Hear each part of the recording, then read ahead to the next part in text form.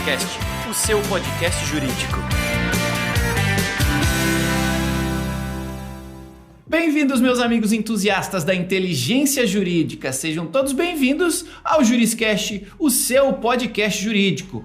Hoje, meus amigos, temos mais uma especialista convidada aqui para falar com a gente, um currículo lindo, vocês vão adorar de ouvir daqui a pouquinho. E nós vamos falar sobre o impacto da reforma tributária na advocacia, um tema super legal e de interesse de todos nós que atuamos na área jurídica. Então fica ligado que daqui a pouquinho você já vai conhecer essa especialista que vai falar com a gente. Mas antes, os avisos paroquiais. Primeiro, agradecimento super especial aí ao curso de Direito da Univille, que apoia e incentiva estas discussões jurídicas de altíssima qualidade que a gente faz aqui no Juriscast. Sim, muito obrigado ao curso de Direito, obrigado por incentivar a multiplicação do conhecimento. Quando a gente compartilha o conhecimento, ele se multiplica. Então, obrigado aí por curso de Direito da Univille.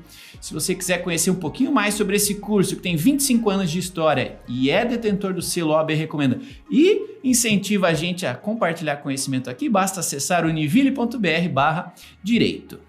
Quero avisar você também que este conteúdo aqui está em vídeo no YouTube e no Spotify. Então, se você quer conhecer os nossos rostinhos, você pode acessar através destas plataformas de consumo de áudio e vídeo. E se você prefere o bom e velho podcast, ele está disponível em todas as plataformas de consumo de podcasts, onde você preferir, onde você já tem o hábito para consumi-los. Então fique à vontade, curta, comente, compartilhe esses episódios, porque com certeza tem alguém que vai ajudar, você vai poder ajudar alguém a distribuir ainda mais conhecimento jurídico ao longo da internet e dos seus contatos, tá bom? Bom, vamos ao que interessa. Hoje a gente vai falar então sobre o impacto da reforma tributária na advocacia e para isso, como de costume aqui no Juriscast, a gente sempre traz um especialista. Então, hoje eu quero que vocês aí, a audiência, e em nome da audiência, quero dar as boas-vindas aqui, a doutora Mary Elbe, tá? Vai falar com a gente sobre, então, o impacto da reforma tributária na advocacia. E olha só o currículo dela, tem mestrado, doutorado, pós-doutorado em Direito Tributário. Ela é ex-professora em escolas de formação de auditores fiscais de órgãos fazendários e atualmente é professora em cursos de pós-graduação por todo o Brasil. Ela também é palestrante em congressos de direito tributário, autora de livros, presidente do Instituto Pernambucano de Estudos Tributários, presidente do Conselho de Notáveis do Instituto de Juristas Brasileiros e membro imortal da Academia Nacional de Economia e Estudos Sociais. Então, em nome da audiência, em meu nome, eu gostaria de dar as boas-vindas à doutora Mary Elbe. Seja muito bem-vinda ao Juriscast. Obrigado, Tiago. É uma alegria enorme estar aqui com você, né? É um prazer para falar desse tema que é a reforma tributária, né? Desde 1988 eu trabalho com reforma tributária, para você ver que essa história de reforma já vem de longe, né? E cumprimentar todas as pessoas que assistem, né, o podcast e dizer que realmente é importante, né, que nós, estudiosos e formadores de opiniões, estejamos sempre dispostos a debater, conhecer e divulgar, né, as propostas para que as pessoas conheçam e estejam conscientes do que está acontecendo. Que legal, doutora. Obrigado pela sua disponibilidade. Vamos ao que interessa. Eu gosto de começar a primeira pergunta do Juriscast, ajudando a nossa audiência, que nem sempre é especialista no tema, nem sempre está por dentro do tema, a conhecer um pouquinho mais sobre ele e fazer uma contextualização do momento, né? Então, entra ano, sai ano, o Brasil é um país bem especial, né, do ponto de vista da sua burocracia, do desenrolar aí, das propostas de reforma tributária. Entra ano, sai ano, tem alguma discussão e novidades, mas por que a gente deve, né, ou por que a gente precisa falar sobre este tema neste momento com os advogados? Tem algo muito mais importante que não está sendo visto, tem algo que vai acontecer, tem algo que aconteceu. Por que a gente tem que falar de reforma tributária com os advogados neste momento, doutora? Eu acho que a gente tem que falar com a população do Brasil, né? Mas a gente tem um sistema tributário complexo, burocrático e oneroso. Então, aqui no Brasil, a gente tem a carga tributária de primeiro mundo e serviços de terceiro mundo, né? Então, o que faz a carga tributária ficar mais pesada ainda, né? E Você falou, passa ano, sai ano, ou seja, tem eleições, entra governo, sai governo, e todo mundo quer fazer uma proposta de reforma tributária, eu até digo, todo mundo quer a reforma tributária para chamar de sua, né? Tem a vaidade, fui eu que aprovei, né? E nesse último ano, desde 2019, começaram a aparecer propostas, foi o PL 45, 110, aí o governo mandou o PL 28, 37, aí começaram a aparecer várias propostas, né? E o interessante é que todos tinham um discurso só. Vamos simplificar, vamos desonerar, vamos tirar a tributação do consumo para que as pessoas que consomem, as pessoas mais pobres, paguem menos, e vamos apresentar a nossa reforma tributária. O interessante é que quando a gente lê as propostas, não tem nada disso. Ou seja, o texto está descasado com o discurso. Porque, na realidade, é aí onde entra a questão dos advogados, né? Tanto para conhecer, para defender os clientes e se atualizar, mas as propostas todas tinham embutido um grande aumento de carga tributária para os prestadores de serviço em geral e para os advogados, né? As sociedades de advogados. Então, você veja, aumentavam-se alíquotas sobre o discurso de reduzir o número de tributos, né? Então, temos o PL 45, que dizia, não, hoje vamos pegar 5 tributos, PIS, COFINS, ICMS, CSL, ISS, juntar e fazer um tributo só. Só que aí ele criava mais 2. E durante 10 anos nós tínhamos 5 mais 2, ou seja, ao invés de 5 complicar, teríamos 7 a complicar. A outra emenda, proposta de emenda constitucional, que era a PEC 110, ela dizia, não, eu sou melhor, eu tiro 9 e deixo 2. Mas durante 5 anos teríamos 11. E conhecendo o Brasil como esses 11 nunca deixariam de existir, né? Lembra que a gente já teve imposto sobre provisório sobre movimentação financeira, o IPMF, depois CPMF, que era provisório, ficou definitivo e depois de muito tempo acabou, e sempre que tem problema de arrecadação, volta-se a falar. Na realidade, o que nós temos é um Brasil, um país custoso, inchado, burocratizado e gastador. E aí não tem segredo. De onde é que tem que vir o dinheiro para gastar? Do imposto. Aqui no Brasil faz-se o gasto, aí depois onde é que nós vamos buscar? Cria um imposto, né? E aí, nesse caso especificamente, o discurso era, vamos fazer a justiça fiscal, desonerar o consumo, e o prestador de serviço, que aparentemente tinha uma carga tributária menor, ele vai pagar mais. Como? Mais do que ele paga hoje. Por quê? Porque, por exemplo, as pessoas jurídicas tributadas pelo lucro presumido, que tem 3,65 de PIS e COFINS, iria pagar 12%. Aí você diz, 3,9%, não é, né?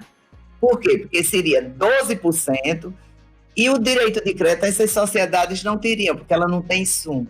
Então, seria a carga tributária. E aí, passa, aumentaria de 300% a 600%. Mas não é só o advogado, aumentaria na escola, na saúde, profissionais liberais, as clínicas de saúde, transporte, né? E, veja, educação e saúde são coisas fundamentais. Então, essas também seriam castigadas com essa reforma tributária. E aí o advogado, a OAB chegou a se manifestar, apresentar propostas, né? Na época, eu dei consultoria para a Confederação Nacional do Comércio, mas para mostrar isso, eu tive várias oportunidades de participar de audiências públicas, né, pela Confederação Nacional do Comércio, a CNC, e você ficava pasmo, porque os parlamentares não sabiam o que estavam votando. Então, eles chegavam, precisamos fazer a reforma tributária para o Brasil, para pagar menos tributo, para simplificar. Você não leu uma proposta, lá não tem nada disso.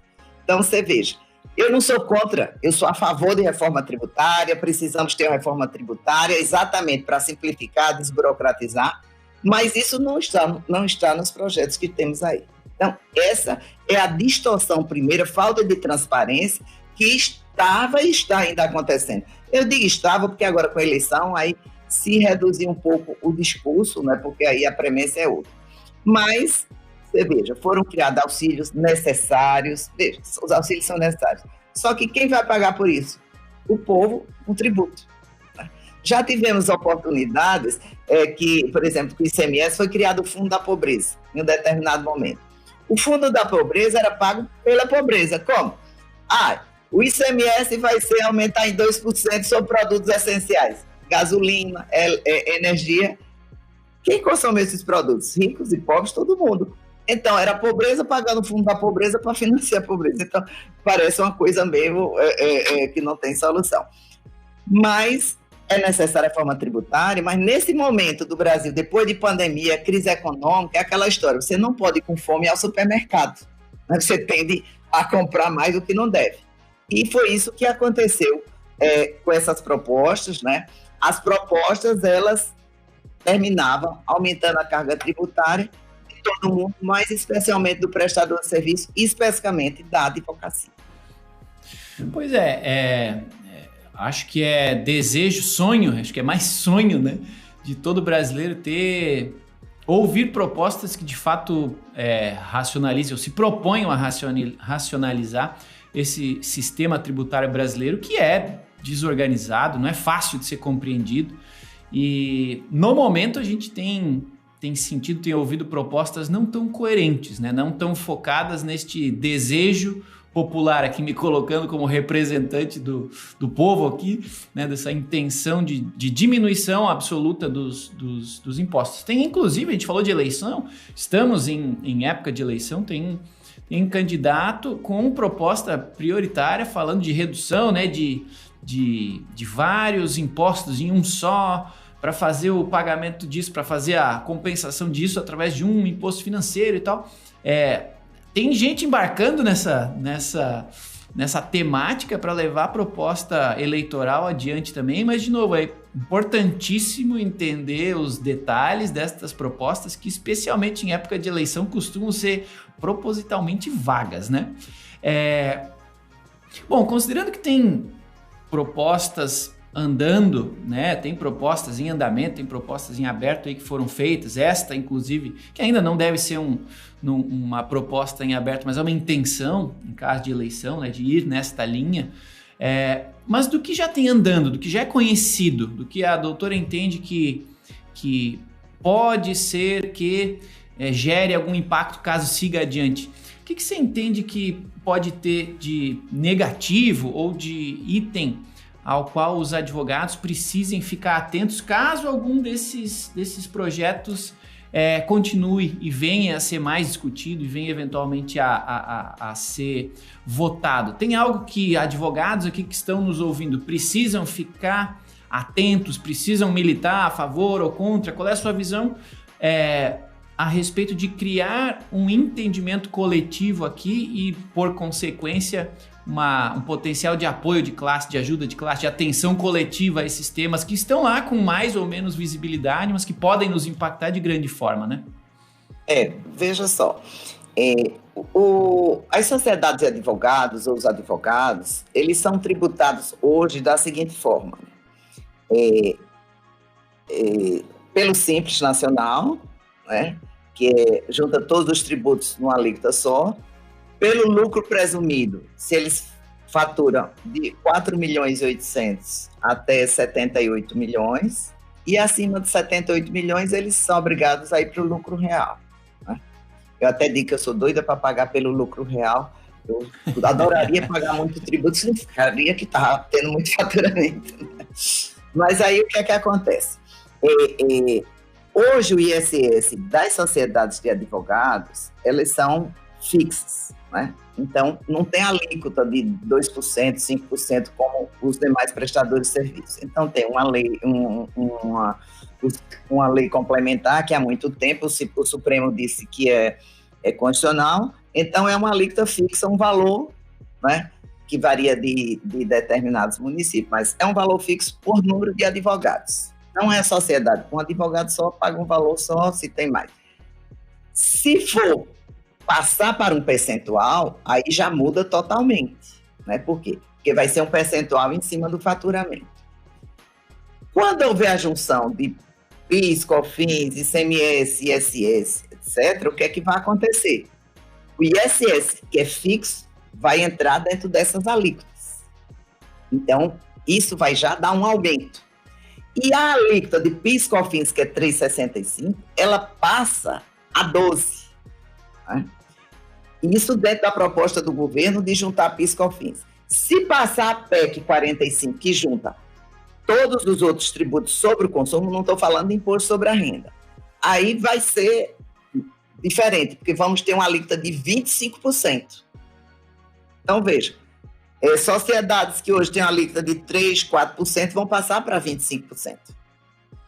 Então, é um aumento grande. Então, botando isso em números, quem fatura 100, hoje pagaria 3, vai passar a pagar 25. Né? Então, se for 100 mil, é 3 mil, 25 mil. Então, você vê que vai ter um aumento brutal disso aí.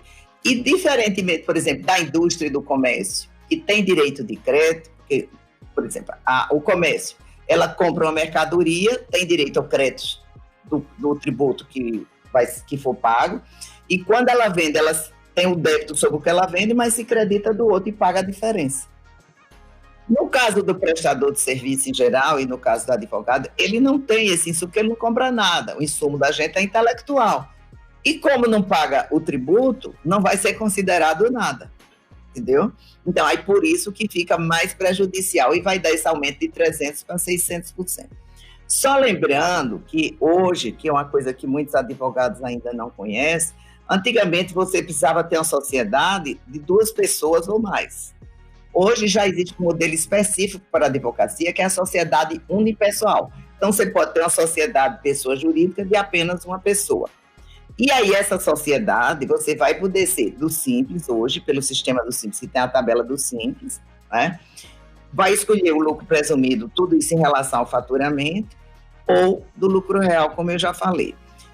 Se você é do lucro presumido, você paga, em média, 15%, né, juntando todos os tributos, né?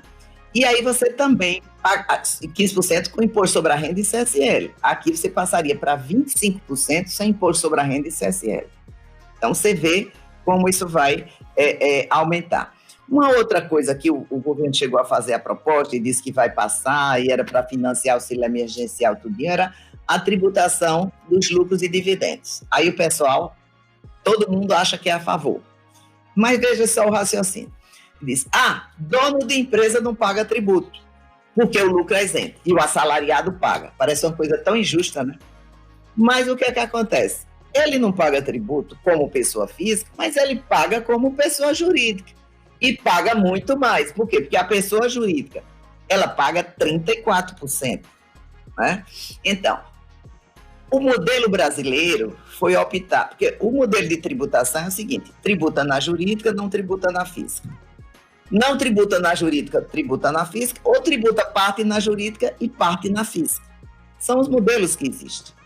A opção do Brasil foi até o doutor Everardo Maciel, lá atrás, né, que fez isso em 96. Seguinte, vamos facilitar a fiscalização e o controle. Deixa tudo na jurídica e subiu ali. Né? Muito bem, então, ela ficou com a alíquota maior e ficaram isentos os lucros distribuídos. Né? O que é que acontece com isso? Se você muda o sistema, tudo bem. Só que você tem que diminuir o imposto da pessoa jurídica para poder tributar na física e equivaler. Senão você novamente terá um aumento de carga tributária. E na prática era isso que estava acontecendo. Vamos tributar os dividendos. Diminuía um pouquinho da jurídica, continuava tributando muito a jurídica e aí diminuía, passava a tributar também a pessoa física. Ou seja, disfarçadamente, que é uma coisa que se usa muito no Brasil, eu vou melhorar. Aí, sob o discurso de melhorar, aumenta a carga tributária. Eu já acompanhei bastante, né? Em 2000, quando foi criado o PIS e a COFINS, você tinha lá o FINS social com a alíquota de 0,5%. Né? Aí disseram, não, vamos criar PIS e COFINS para separar as contribuições. Aí começa a dizer, não, ele é cumulativo. Era 3,65. Era cumulativo, é injusto porque tem uma cascata de tributo que incide em toda a operação, um sobre o outro, vai ser injusto. E aí o que é que acontece? Para não haver queda de arrecadação, porque o governo precisa arrecadar, eles elevaram a alíquota para 9,65, de 3,65 para 9,65, né? E aí, não, a gente vai aumentar para calibrar. Depois que começar a funcionar, a gente vai ver a arrecadação e aí a gente equilibra a alíquota. Baixou? Nunca mais. Então, o que é que acontece? Quando começa essa arrecadação, aí fica. Então, realmente, não se dá para acreditar. Eu até brinco quando eu dou palestra na discussão, eu digo, olha, passaremos a ter 11 tributos. Por quê? 9 vão virar 2, só que fica 9 e 2 durante 5 anos, né? Então, depois de 5 anos, o que é que vai acontecer? 11 tributos de vez, aumentam mais 2 e a gente fica com os 11. E aí é muito mais complicação. Para advogado é bom, peraí. Advogado vai ser bom. Na advocacia, por quê? Porque a matéria tributária é matéria complexa e que gera mais litígio. Hoje no Brasil temos 32 milhões de processos só de cobrança de débitos tributários. 32 milhões de processos. Dá mais de 5 trilhões de reais só de cobranças de processo. Então, para o advogado, se aparecer mais complicação, vai ser melhor. Mas para o Brasil não vai ser.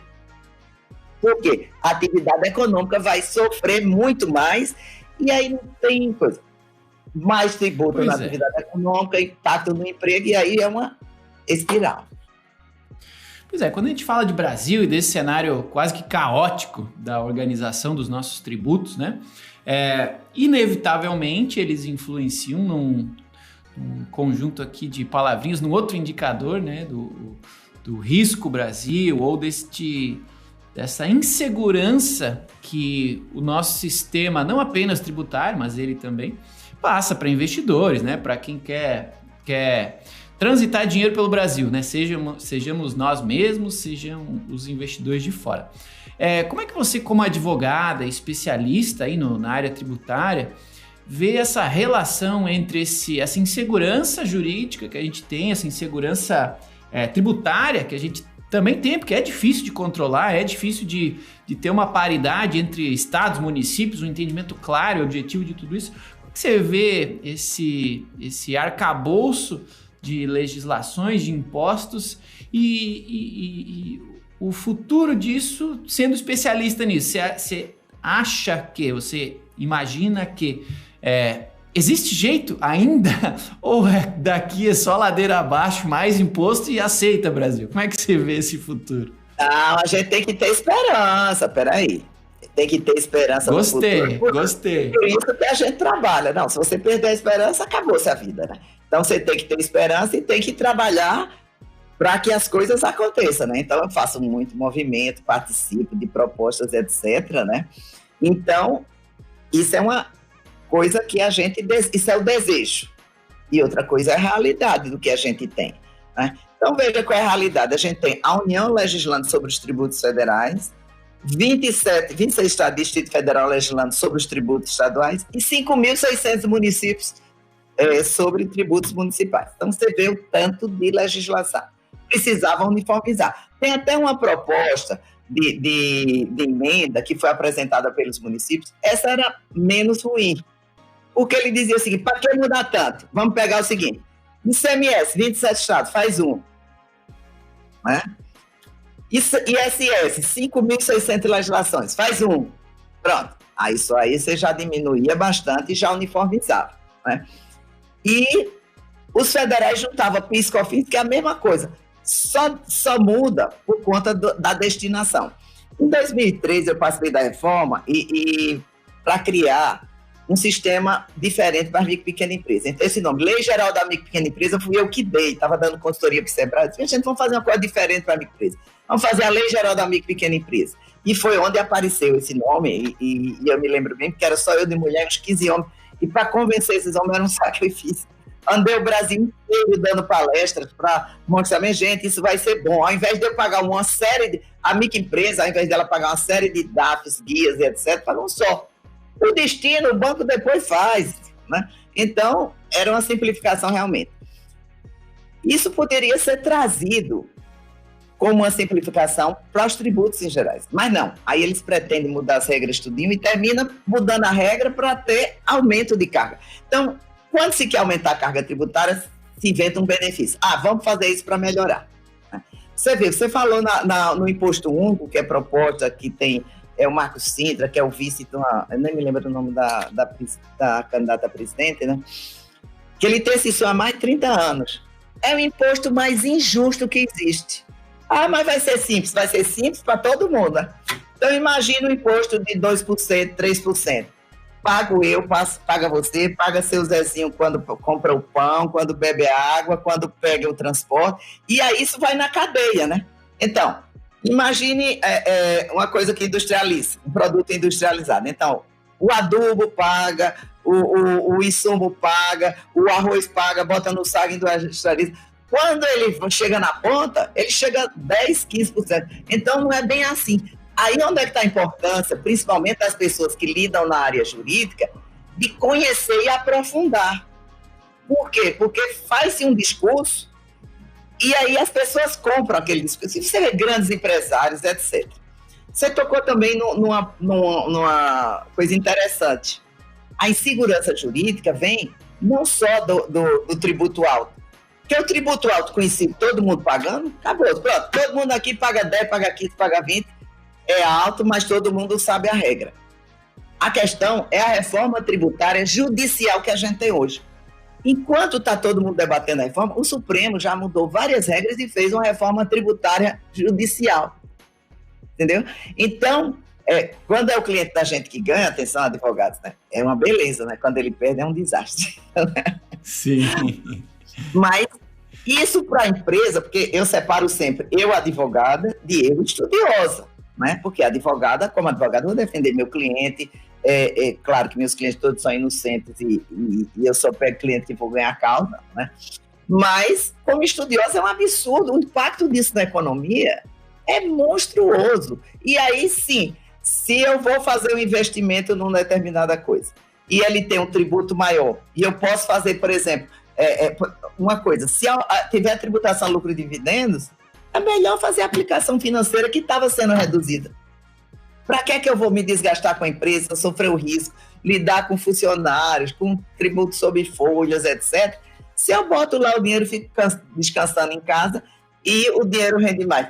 Mas quem perde com isso? Perde o emprego, perde a economia, perde o país. Então, falta um espírito coletivo de sociedade, de cidadania, para as pessoas deixarem de pensar um pouco no umbigo delas e pensar no país. Porque país pobre, povo pobre. Né? Então, sim, não é nem porque eu digo assim, sou maravilhosa. Não, é porque é o país que eu vivo, o país que eu moro, que meus netos, filhos vão ser criados, e eu quero que seja um país bom para todo mundo. Né? Legal. É isso aí, meus amigos. Essa é a doutora Mary Albi conversando com a gente sobre o impacto aí de reforma tributária na advocacia, na nossa vida enquanto cidadãos brasileiros. Muito legal essa conversa. É importante que nós todos tenhamos uma visão um pouquinho mais ampla sobre esse universo e as possibilidades envolvidas nele, tá? Então, muito obrigado a você que tem nos acompanhado até aqui. Quero aproveitar a interrupção para pedir um favor, claro, de que você que está aí nos ouvindo, nos assistindo, ajude o algoritmo aí da sua plataforma a disponibilizar o JurisCast para mais pessoas. Então, se está no YouTube, deixa o seu joinha, se está gostando dessa conversa, está no Spotify, deixa o seu coraçãozinho, se está aí na Apple Podcasts, Google Podcasts, Deezer, esteja onde for, deixa aí a sua curtida, faça a sua avaliação desse episódio, quantas estrelas você achar que ele merece e, acima de tudo, deixe um comentário para eu saber o que você está pensando desse episódio, o que você gostaria de ouvir nos próximos episódios, quem você gostaria que eu convidasse para os próximos episódios do JurisCast. Dessa forma, você me ajuda a continuar trazendo pessoas sensacionais como a doutora Mary aqui para conversar com a gente. Tudo bem? Não deixe também de encaminhar esse episódio para algum colega advogado, algum colega que está interessado em conhecer um pouquinho mais sobre o arcabouço tributário onde a gente está inserido, tá bom? Obrigado aí por essa colaboração, por essa ajuda em deixar o JurisCast cada vez mais legal para todos nós que estamos aqui em busca de conhecimento para tornar a nossa advocacia cada vez mais eficiente. Então, vamos adiante. Doutora Mary, Ô, Tiago. Sim, diga. Enviar também para os parlamentares, para os empresários, que está todo mundo sem saber, tá? Inclusive jornalistas, os empresários vão falar, a reforma tributária, se você conhece a reforma tributária, você vai pagar mais. né? E os parlamentares também, é importante que eles conheçam para saber o que estão votando. Né?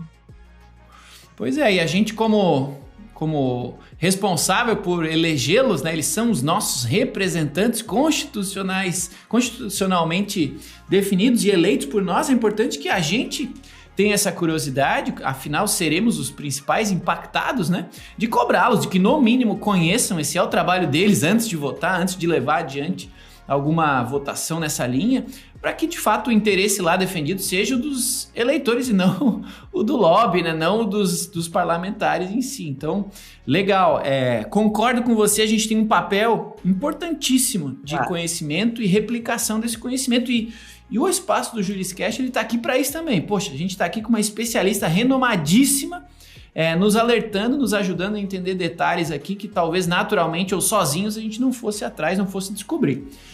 O que mais, doutora, você tem a dizer? Você falou de um projeto em específico que está em andamento, mas tem algo mais que a gente precise ficar atento, seja enquanto cidadão, seja enquanto advogados, que podem ser impactados positivo ou negativamente, que vale a pena a gente compartilhar com a audiência ainda? Veja, tem uma coisa interessante. Todo mundo diz que quer reforma tributária, mas o que é reforma tributária? Essa começa daí, né? O povo acha que a reforma tributária é para pagar menos tributo. E o governo, federal, estadual, municipal, e não é esse governo daí, não. Qualquer partido sempre tem o mesmo pensamento. Ele quer, assim, como eu vou arrecadar mais. Então vê que não cruza os discursos, né? Um quer uma coisa, outro quer outra, né? E quem manda lá são os deputados. Mas veja, por que pensar em reforma tributária como a primeira coisa? Tem que ter a reforma do Estado. Nós temos um Estado grande, gastador, como eu já falei. Por que não pensar no Estado mais eficiente? Né? Na qualidade do serviço público. Qual é o Estado que eu quero fazendo o quê? Quando se fala em reforma do Estado, pensa assim, vamos diminuir os privilégios dos servidores públicos. É importante adequar as carreiras, salários, etc. Mas não é só isso. Tem que ver a questão da burocracia, modernização da saúde, da educação, né? Outro dia eu estava num debate lá e disse, olha, precisa começar com a educação. O povo sem educação, sem escola, sem ter, a partir dos primeiros anos, ele não consegue entender, não consegue nem saber em quem votar, vota de qualquer jeito. Veja, a burocracia do Brasil é tão grande que basta dizer que a gente não tem uma nota fiscal nacional. Então, cada estado tem sua nota fiscal. Então, uma empresa está aqui e tem filiais em Pernambuco, na Bahia, em Manaus, ela tem que se adequar a cada sistema desse. Isso é um custo para a empresa. Então, além do imposto alto, ela tem um custo para apurar essas obrigações acessórias, para cumprir tudo isso. Então, é uma outra coisa que as pessoas não se preocupam com a burocracia do Brasil. Já participei de elaboração de projetos de leis e é de ficar triste. Projetos maravilhosos lá no Congresso, deixamos lá os projetos elaborados, nenhum não foi para frente. Tá? Por quê? Porque não tem interesse. Então, essa questão, e esse projeto que eu acho o mais interessante, assim, é porque ele pretende começar por aí. Vamos fazer uma nota fiscal nacional.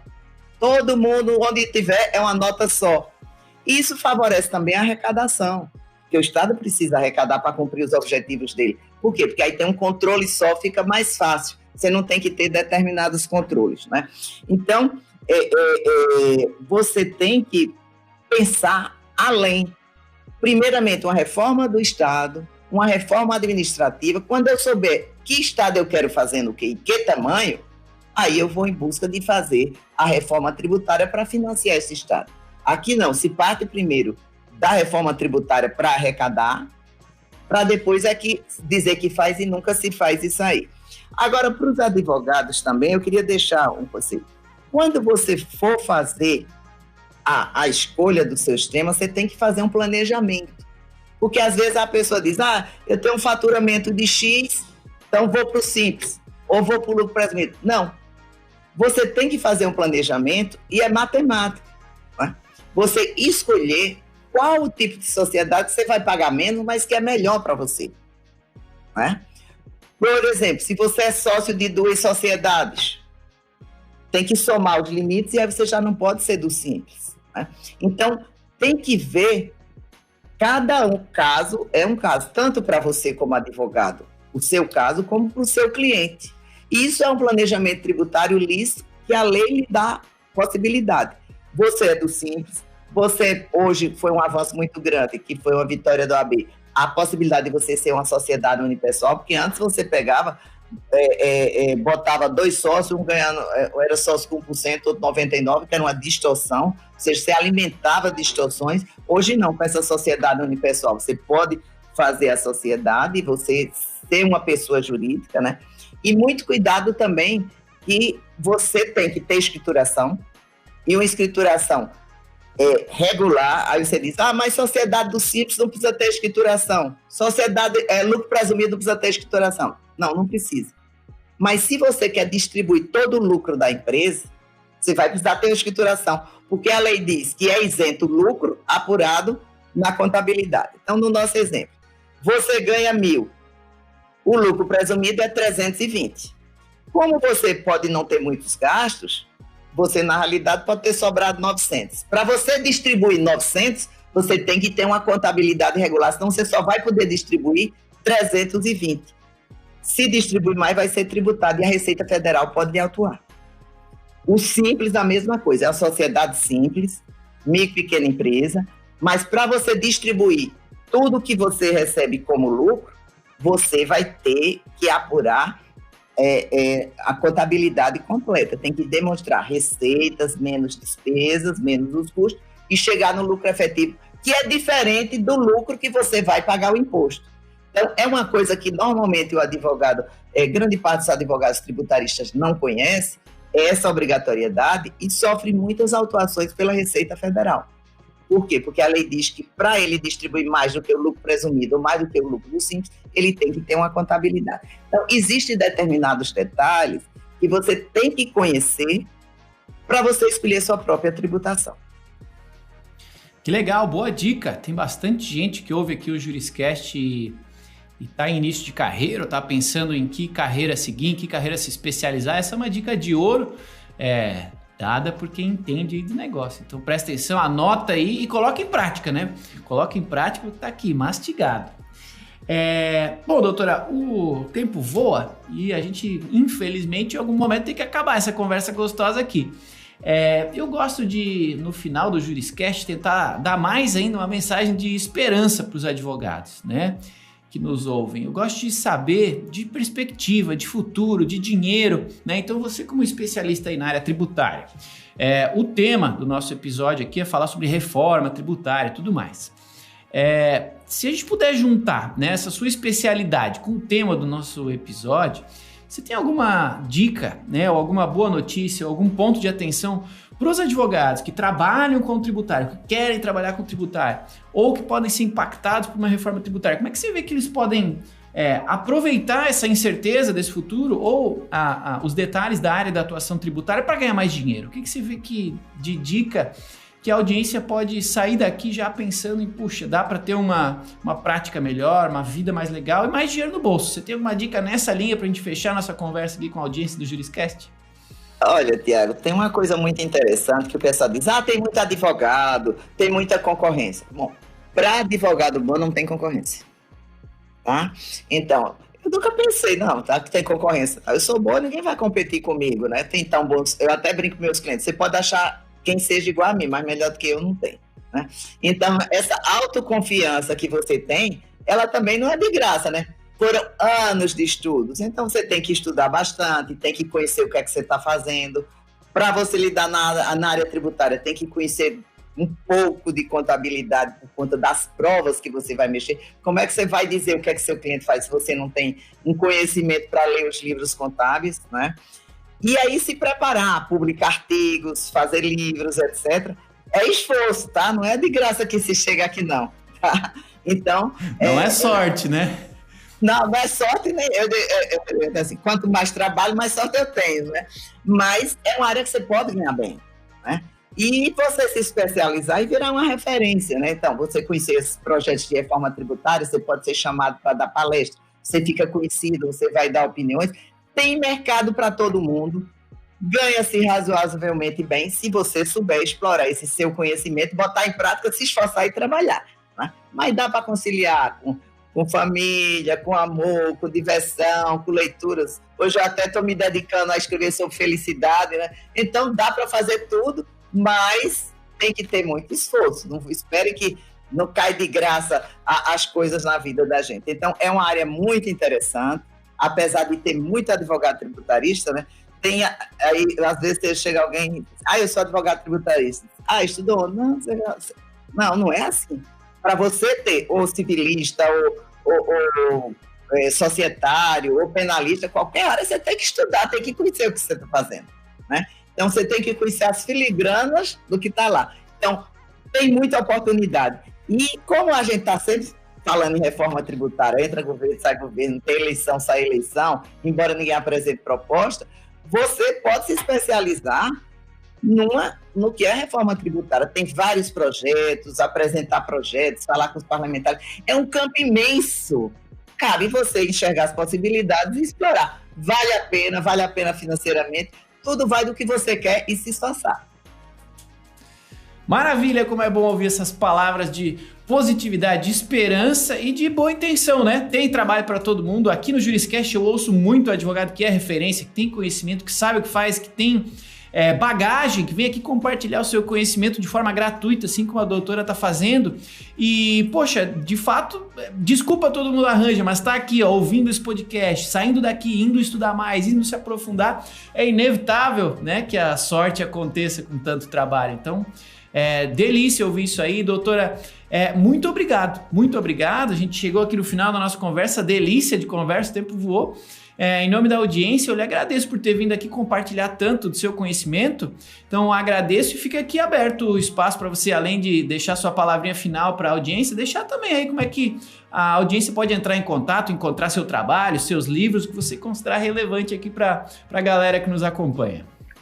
Obrigado, Tiago, foi uma oportunidade maravilhosa. Eu gosto muito de falar para estudantes, para advogados, que às vezes eles ficam muito desanimados, mas a gente tem que ter esperança, como eu falei no começo, temos que batalhar para sair a reforma tributária realmente que seja uma reforma tributária boa, né? Não é só reformadora para o bem, né? Exatamente, para fazer justiça fiscal, para que realmente as pessoas mais simples, que ganham menos, elas paguem menos, né? E para isso a gente precisa conhecer e fazer. E eu tenho muita esperança que um dia a gente chegue a isso, a gente não pode desanimar. Mas a gente tem que fazer isso, né? Porque as pessoas querem as coisas e ficam muitas vezes parados, esperando, devia ter isso. Devia não, vamos lá fazer, pegar a mão na massa e ajudar a acontecer, né? Então, eu espero que a gente ainda tenha essa reforma tributária que ajuste, faça esses ajustes realmente transparente, que haja uniformidade, que haja uma carga tributária adequada, que ela seja importante para o desenvolvimento, para a economia, e que os advogados tenham a faca e o queijo na mão, né? A gente que entende de leis, então não podemos deixar só os economistas trabalhar, a gente tem que se juntar todo mundo e fazer com que aconteça, porque a gente vive aqui no Brasil e esse Brasil tem que ser bom para a gente, para todo mundo. Obrigada a todo mundo. E meu Instagram, me acompanha aí, @MaryMary_ELB. Acompanha aí que a gente tem muita coisa boa lá que mostra para todo mundo. Obrigada pela oportunidade, Tiago. Imagina, eu que agradeço a gentileza de compartilhar tanto conhecimento aí adquirido em uma carreira tão bonita. Assim que a gente fizer a publicação desse episódio, faço questão de marcar a doutora Mary. E é isso aí, meus amigos. Muito obrigado, doutora. Muito obrigado por ter nos acompanhado, né, até aqui. Você que nos ouviu até agora, obrigado mesmo. Não deixe, por favor, de avaliar esse episódio, comentar esse episódio ou de encaminhar esse episódio para alguém que você entenda que vai gostar do conteúdo que a gente compartilhou aqui. Fica também o recado que toda quinta-feira tem um novo episódio do Juriscast. Sim, toda quinta você vai ouvir aqui um novo convidado especialista falando comigo e com você sobre um tema legal da advocacia, um tema desconhecido ou pouco falado ou do momento que a gente precisa discutir. Então, siga acompanhando o Juriscast, siga cada um dos canais sociais onde ele está disponível, porque ele foi feito com muito carinho para cada um de vocês, tá bom? Então é isso, meus amigos. Obrigado aos entusiastas da inteligência jurídica que nos acompanharam até o final de mais um episódio do Juriscast, o seu podcast jurídico. Até quinta-feira que vem e tchau. Você ouviu o Juriscast, Produção e oferecimento ProJuris, plataforma de inteligência legal, líder no desenvolvimento de software para departamentos jurídicos e escritórios de advocacia, powered by Softplan. Conheça mais em projuris.com.br.